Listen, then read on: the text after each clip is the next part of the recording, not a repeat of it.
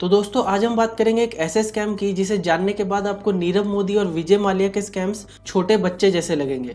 In fact अगर हम मोदी और माल्या के स्कैम्स को जोड़ भी दें तो भी ये वाला स्कैम दोनों को पार कर जाएगा।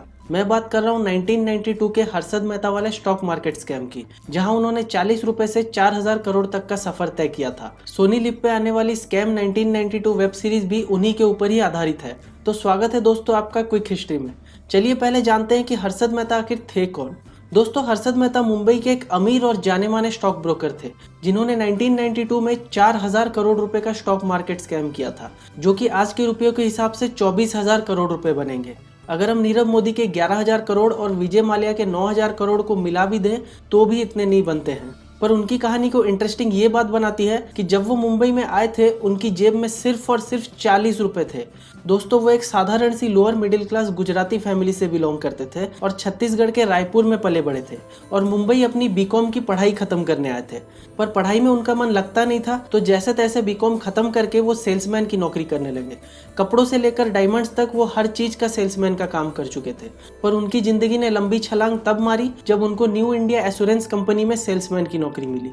वहीं काम करने के दौरान उनको स्टॉक मार्केट में इंटरेस्ट आने लगा और स्टॉक मार्केट का काम सीखने के लिए वो एक स्टॉक ब्रोकर के पास नौकरी करने लगे। कुछ साल काम करने के बाद उन्होंने अपनी खुद की एक स्टॉक ब्रोकरेज कंपनी खोल दी, grow more research and asset management के नाम से, और खुद एक स्टॉक ब्रोकर बन गए। यहाँ खत्म हुआ कहानी का पहला हिस्सा। अब जानते हैं कि उन्होंने इतना बड़ा स्कैम आखिर किया कैसे। दोस्तों 1991 में हमारी देश की इकोनॉमी का लिबरलाइजेशन हुआ था, यानी फॉरेनर्स को इंडिया में इन्वेस्ट करने की अनुमति दी गई थी। इससे हुआ ये कि देश में प्राइवेट सेक्टर ग्रो करने लगा और साथ ही प्राइवेट सेक्टर में फंड्स की डिमांड भी ग्रो करने लगी, और इसलिए सरकार बैंकों को ज्यादा से ज्यादा लोन देने को बोलने लगी। पर शर्त ये रखी गई कि जितना भी लोन बैंक देंगे उस लोन के अमाउंट का कुछ परसेंटेज के बराबर का हिस्सा बैंकों को गवर्नमेंट बॉन्ड्स में इन्वेस्ट करना पड़ेगा। जैसे कि मान लीजिए रेट है 10% और किसी बैंक ने 100 रुपए का लोन दिया, तो उस बैंक को 100 रुपए का 10% यानी 10 रुपए का गवर्नमेंट बॉन्ड खरीदना पड़ेगा। पर होता यह था कि एक एक गवर्नमेंट बॉन्ड की वैल्यू 100 करोड़ की होती थी। तो मान लीजिए कि किसी बैंक ने एक छोटा सा 1 लाख रुपए का लोन दिया, तो उसका 10% होता है 10,000 रुपए, तो उसको सिर्फ 10,000 रुपए का ही गवर्नमेंट बॉन्ड चाहिए। पर गवर्नमेंट बॉन्ड तो 100 करोड़ से नीचे के आते नहीं थे। इस दिक्कत से निपटने के लिए बैंकों ने एक तरकीब निकाली, रेडी फॉरवर्ड डील के नाम से। इसमें होता क्या था कि अगर किसी बैंक के पास ज़रूरत से ज़्यादा बॉन्ड पड़े हैं और किसी बैंक के पास ज़रूरत से कम, तो ज़्यादा वाला बैंक कम वाले बैंक को 15 दिन के लिए अपने एक्स्ट्रा बॉन्ड उधार में दे सकता है, ताकि उसकी ज़रूरत पूरी हो सके। पर इंटरेस्टिंग बात यह थी कि इस पूरे प्रोसेस में कहीं भी असली बॉन्ड का लेन देन नहीं होता था। ये किया ऐसे जाता था कि मान लीजिए एक बैंक है ए जिसे कि 4,000 का बॉन्ड चाहिए, और एक बैंक है बी जिसके पास 4,000 के बॉन्ड एक्स्ट्रा पड़े हैं। अब बैंक ए क्या करेगा कि वो एक बैंक रिसिप्ट लिख के देगा बैंक बी को, जिसमें लिखा होगा कि उसने बैंक बी से 4,000 के बॉन्ड उधार में लिए हैं और वो 15 दिन के बाद उसे लौटा देगा। और इस रिसिप्ट के बदले बैंक बी बैंक ए को 4,000 रुपए देता था, और 15 दिन बाद बैंक ए 4,100 रुपए बैंक बी को देके अपना रिसिप्ट वापस ले जाता था। ये जो एक्स्ट्रा 100 रुपए बैंक बी को मिले, ये उसका प्रॉफिट होता था, क्योंकि जाहिर सी बात है अगर उधार देने वाले बैंक को कोई प्रॉफिट होगा ही नहीं तो वो अपने एक्स्ट्रा बॉन्ड को उधार में देगा ही क्यों।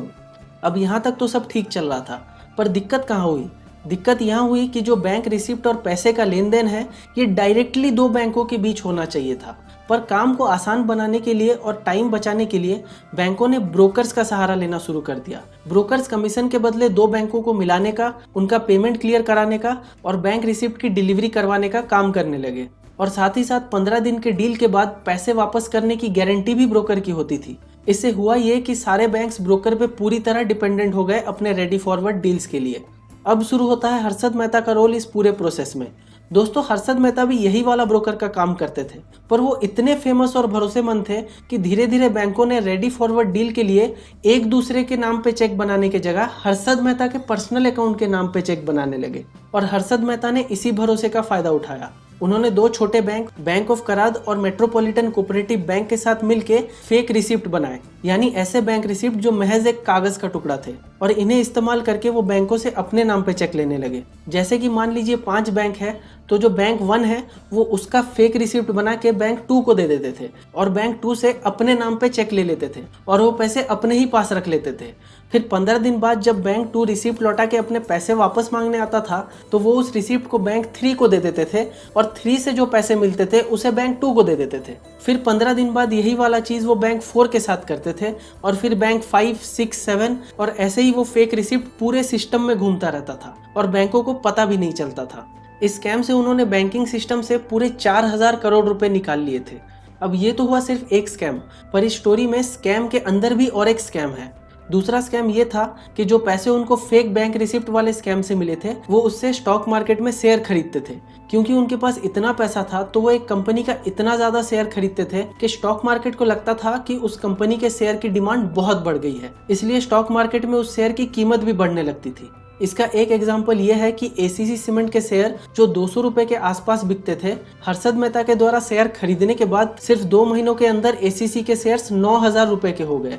यहाँ तक कि सेंसेक्स जो कि 2000 पॉइंट्स के आसपास रहता था, 2 महीनों में ही वो 4500 पॉइंट तक पहुंच गया। इस दौरान वो शेयर मार्केट के बिग बुल के नाम से मशहूर हो गए। वो जिस भी शेयर को हाथ लगाते थे उसका भाव आसमान छूने लगता था। ये सब काफी अच्छा चल रहा था बिना कोई रुकावट के, पर तकदीर ने बीच में ही हर्षद मेहता का साथ छोड़ दिया। उनका 12,000 स्क्वायर फुट का वर्ली में सी फेसिंग पेंट हाउस, 20 से ज्यादा इंपोर्टेड लग्जरी गाड़ियां और अचानक से आई अमीरी मुंबई के एक जर्नलिस्ट सुचेता दलाल का काफी ध्यान खींच रही थी। उनके पास इतना पैसा अचानक से आया कहां से, वो इस बात की इन्वेस्टिगेशन में लग गई। कहते हैं कि हर्षद मेहता के कुछ कॉम्पिटिटर्स ने उनको मार्केट से बाहर निकालने के लिए सुचेता दलाल को पूरे स्कैम के बारे में बताया और 23 दिसंबर 1992 को सुचेता दलाल ने टाइम्स ऑफ इंडिया अखबार में हर्षद मेहता का पूरा स्कैम एक्सपोज कर दिया। इस स्कैम के एक्सपोज होने के बाद स्टॉक मार्केट धड़ाम से नीचे गिर गया और सारे इन्वेस्टर्स को पूरे 1 लाख करोड़ का नुकसान हुआ। ये अमाउंट बहुत ही ज्यादा बड़ा था अगर हम ये सोचे कि हर्षद मेहता का स्कैम सिर्फ 4000 करोड़ का ही था। इस स्कैम के सबसे बड़े शिकार वो लोग हुए जिन्होंने हर्षद मेहता की कंपनी के थ्रू शेयर खरीदे थे। इन लोगों के शेयर महज कागज बन के रह गए। ये स्कैम इतना बड़ा था कि फाइनेंस मिनिस्टर मनमोहन सिंह ने अपना इस्तीफा दे दिया था, पर बाद में उनके इस्तीफे को मंजूरी नहीं मिली। और तो और स्कैम में हुए लॉस की वजह से विजया बैंक के चेयरमैन ने सुसाइड भी कर लिया था। स्कैम के बाद हर्षद मेहता को गिरफ्तार किया गया और उनके खिलाफ कोर्ट में 72 क्रिमिनल केसेस और 600 सिविल केसेस फाइल किए गए और 3 महीने पुलिस कस्टडी में रहने के बाद आखिरकार उनको बेल मिल गई। और बाहर आने के बाद उन्होंने एक प्रेस कॉन्फ्रेंस में ये खुलासा किया कि बेल दिलाने के लिए उन्होंने प्रधानमंत्री नरसिम्हा राव को 1 करोड़ रुपए का रिश्वत दिया था और साथ ही वो बैग भी दिखाया जिसमें वो ये पैसे लेके गए थे। हालांकि जांच में इस बात के कोई सबूत सीबीआई को नहीं मिले। यहाँ एक बहुत इंटरेस्टिंग सी बात आपको बता दूं कि जब वो बेल में बाहर आए तब स्टॉक मार्केट की बाकी इन्वेस्टर्स की तरफ से उनको एक हीरो जैसा ग्रैंड वेलकम दिया गया। मुझे डाउट है कि नीरव मोदी और विजय माल्या को कोई ऐसा वेलकम देने का सोचेगा भी, पर ये खुशियां ज्यादा दिन तक नहीं रुकी। सितंबर 1999 में उनको बॉम्बे हाईकोर्ट ने 5 साल की सजा सुनाई और 2 साल बाद 31 दिसंबर 2001 में थाने की जेल में उनकी हार्ट अटैक से मौत हो गई। दोस्तों, सीबीआई की इन्वेस्टिगेशन में ये बात भी सामने आई कि शायद हर्षद मेहता महज एक बलि का बकरा बने थे, जिनके स्कैम को एक्सपोज करके बड़े और ज्यादा पावरफुल लोगों ने इससे भी बड़े स्कैम से सबका ध्यान हटाने की कोशिश की थी। पर स्कैम कितना भी बड़ा हो, एक ना एक दिन बाहर आएगा ही। हर्षद मेहता के मौत के बाद भी कोर्ट में उनके केसेस चलते रहे और आज की तारीख में उनके ऊपर लगे सारे क्रिमिनल केसेस में सुनवाई हो चुकी है। पर अब भी कुछ सिविल केसेस हैं जो स्कैम के 28 साल बाद आज भी चल रहे हैं। हर्षद मेहता के केस से हमें हमारे लीगल सिस्टम की स्पीड का भी पता चलता है, जो कि इतना स्लो है कि इस केस के दौरान हर्षद मेहता के भाई अश्विन मेहता ने 50 साल की उम्र में लॉ की पढ़ाई की और अपने भाई का केस आज भी लड़ रहे हैं। तो ये थी इंडिया के सबसे बड़े स्टॉक मार्केट स्कैम की कहानी, एक आम आदमी के 40 रुपए से 4000 करोड़ तक की कहानी। कमेंट सेक्शन में अपनी राय जरूर दीजिएगा। देखने के लिए शुक्रिया। मिलते हैं अगले वीडियो में।